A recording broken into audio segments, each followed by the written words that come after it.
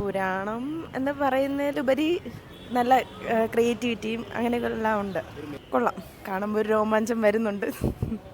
ഇല്ല, വെറുതെ വന്നതാണ്. അപ്പോഴത്തെ ഇത്രയും പ്രതീക്ഷിച്ചില്ല. കൊള്ളാം, പടം കൊള്ളാം. കണ്ടിരിക്കാം. നമ്മുടെ തെലുങ്ക് കന്നഡ സിനിമകളിലൊക്കെ കാണിക്കുന്ന പോലെ നോർമലി അമാനുഷികമായിട്ടുള്ള അങ്ങനെയൊക്കെ കാണിക്കുന്നുണ്ട്. അതെല്ലാം ചിന്തിച്ചുകൊണ്ട് ചെന്നിരുന്ന് കാണാം. പിന്നെ ഇതൊരു സൂപ്പർ ഹീറോ ഫിലിം അല്ലേ.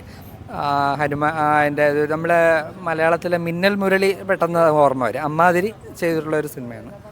റിവ്യൂ ഒക്കെ കണ്ടിരിക്കാം എന്നുള്ളതിൽ കവിഞ്ഞ് അത് തിയേറ്ററിൽ വന്നിരുന്ന് കാണത്തക്ക എഫക്ട്സ് ഒന്നുമില്ല.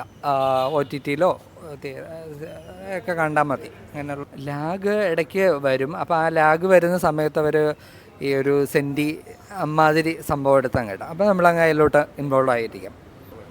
പ്രത്യേകിച്ച് പ്രതീക്ഷയ്ക്കൊന്നുമില്ല. ഇതിനെക്കാട്ടിയും വളരെ നല്ല സൂപ്പർ ഹീറോ മൂവീസ് ഉണ്ടല്ലോ, കണ്ടിട്ടുണ്ടല്ലോ. അതുകൊണ്ട് അതുമായിട്ട് താരതമ്യപ്പെടുന്ന ഇതൊന്നുമല്ല. കൊടുത്ത പൈസയൊക്കെ മുതലാവും. നമ്മൾ ആ ഒരു ഇതിലോട്ട് വിശ്വാസത്തോടെ ചെന്നിരുന്ന് കണ്ടാൽ നമുക്ക് മുതലായതായിട്ട് തോന്നും. നല്ല സിനിമയാണ്, കൊള്ളാം. നല്ല എഫക്റ്റൊക്കെ കിടലാണ്. പുതിയ നടനാണെങ്കിൽ അങ്ങനെ തെലുങ്ക് സിനിമ പേര് കത്തിയൊന്നുമില്ല. കൊള്ളാം, സിനിമ കൊള്ളാം. നല്ല സിനിമയാണ്. ഇല്ല, ലേഖമൊന്നുമില്ല. നല്ല സിനിമയാണ്.